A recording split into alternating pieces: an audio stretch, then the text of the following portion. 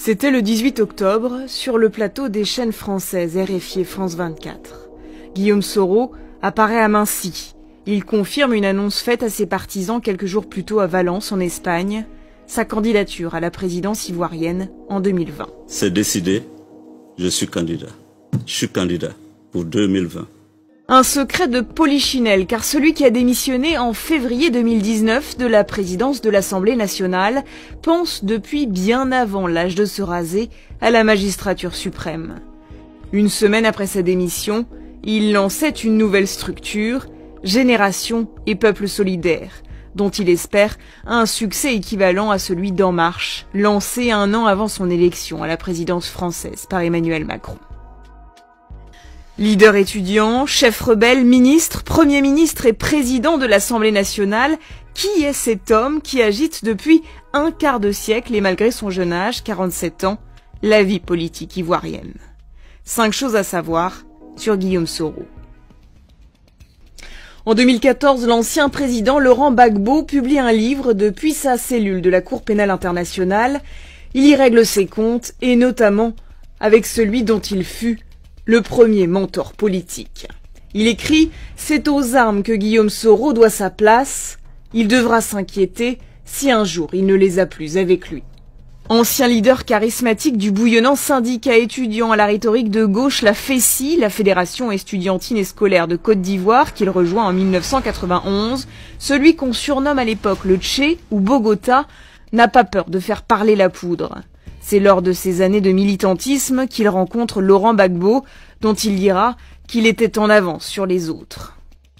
En 2002 pourtant, c'est lui qui dirige la Rébellion des Forces Nouvelles, un groupe de putschistes qui tenta de renverser sans succès le pouvoir du même Laurent Gbagbo à Abidjan. Durant la crise post-électorale, un proche d'Alassane Ouattara dira « La force, c'est Guillaume qui gère ».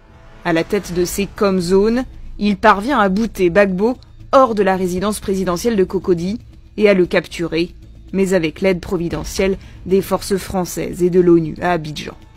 Moi, je suis très heureux de ne pas avoir d'armes et d'être dans l'arène politique et de me battre en tant qu'homme politique pour, n'est-ce pas, arriver à mes fins. En 2007, ironie des accords de paix de Ouagadougou, il devient Premier ministre de Gbagbo, puis de Ouattara après la crise post-électorale. Le guerrier doit changer son image pour devenir un homme politique respectable et occuper les plus hautes fonctions officielles de son pays. Il se pose en ouvrier de la réconciliation, dossier qui n'a que peu avancé pendant qu'il était aux affaires. Guillaume Soro parle beaucoup de réconciliation, mais on ne voit rien pour l'instant. Est-ce que c'est pas là où vous avez le plus échoué? Non, je veux bien. Afin Guessin est quand même libéré. Mais Laurent Gbagbo il était en prison. Michel Gbagbo est quand même libéré. Bien d'autres personnes sont libérées. Il ne faut pas désespérer. De ces années à la FESI, il a gardé son assurance en public, comme lors de ce concert des Magic System, où il monte sur scène au pied levé. Il mène aujourd'hui sa campagne sur les réseaux sociaux avec 2 millions d'abonnés sur Facebook et quasiment 900 000 followers sur Twitter, 300 000 de plus qu'Alassane Ouattara. Des chiffres gonflés selon certains observateurs qui notent que Soro s'est entouré d'une équipe d'informaticiens. Son nouveau mouvement politique, GPS, Génération et Peuple solidaire, prétend avoir enregistré 20 000 adhésions en une semaine à peine. Enfin, il organise des crush parties, des réunions de militants, ambiance fête à l'américaine, avec kakémono estampillé « I crush Soro ». Guillaume Soro doit rentrer le 9 novembre prochain à Abidjan. Le retour d'un exilé, même si le candidat n'assumera pas le terme. Craint-il d'être arrêté à son retour dans son pays pour des dossiers que le pouvoir aurait patiemment conservés dans des tiroirs? Car l'ambitieux de 47 ans n'est pas au-dessus de tout soupçon. Des crimes de la rébellion, mais aussi l'accusation en 2011 d'être à l'origine de la mort de son rival, Ibrahim Koulibaly, dit IB. Accusation qu'il a toujours niée. Je n'étais pas en Côte d'Ivoire quand IB a été tué. On est d'accord. Donc je ne pouvais pas avoir tenu le pistolet. Pour le reste, la justice de Côte d'Ivoire donc a du travail à faire.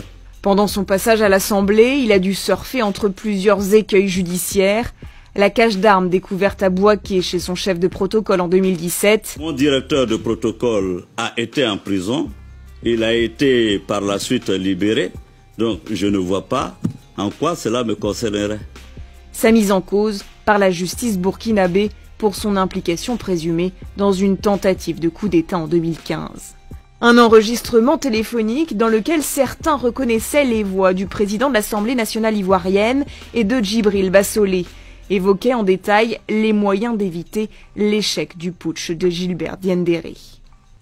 Il faut frapper de manière à ce que même si on recule, les dégâts qu'on a causés là sont que les choses ne peuvent plus revenir à la situation antérieure. Est-ce que vous avez un peu participé à ce putsch? Monsieur Foka, vous n'aurez pas un mot de plus sur cette question-là. La question est réglée diplomatiquement. L'ancien chef rebelle a aussi été mis en cause par la justice française pour enlèvement, séquestration, traitements inhumains et dégradants suite à une plainte de Michel Gbagbo, le fils de l'ancien président. Guillaume Soro le sait, aux yeux des caciques du Rassemblement des Républicains, il n'est pas du même monde. Entre lui et Ouattara, ce ne fut qu'un mariage de raison. Depuis 2012 et son départ de la primature, il a été mis à l'écart des décisions. L'Assemblée nationale était en réalité une voie de garage après le vote de la nouvelle Constitution en 2016. C'est d'ailleurs à ce moment-là qu'il a perdu sa place de dauphin de chef de l'État. La rupture a été évidente en juillet 2018 quand il a refusé d'intégrer le RHDP, le grand parti réunifié, tant voulu par le président Ouattara. Guillaume Soro est un fils, je vous l'ai dit, quelquefois certains fils sont un peu rebelles, il faut leur donner le temps de s'assagir. Le 8 février 2019, il quitte le perchoir pour prendre en main son destin. Aujourd'hui, je vais rendre le tabouret et je vais aller chercher le fauteuil pour m'asseoir dedans. Ce sera plus confortable d'être assis dans le fauteuil. Guillaume Soro s'est rapproché de l'ancien président Henri Konan Bédié, 85 ans, qui lui non plus ne cache pas ses ambitions présidentielles. Soro qui a également demandé pardon à Laurent Gbagbo, toujours en attente de son procès en appel à la CPI. Je prends aussi l'initiative aujourd'hui d'aller demander pardon à mes aînés et même au président Laurent Gbagbo. Si Guillaume Soro a la cote auprès des jeunes, parviendra-t-il à les faire voter?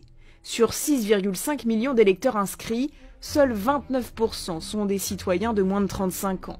Les populations du Sud lui pardonneront-elles la rébellion du Nord? Et les Ivoiriens voteront-ils pour un homme qui n'est soutenu par aucun des trois partis? Et enfin, résistera-t-il à la machine d'État dont il se pose désormais comme le premier opposant?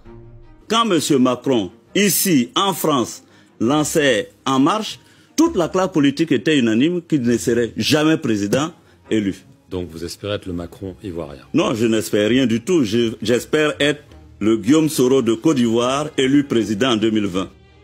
L'ancien rebelle aura-t-il un destin à la Macron? L'homme est confiant dans sa victoire. En 2016, il déclarait au Monde « Cela fait 24 ans que je fais front et face à l'adversité. L'adversité me galvanise. »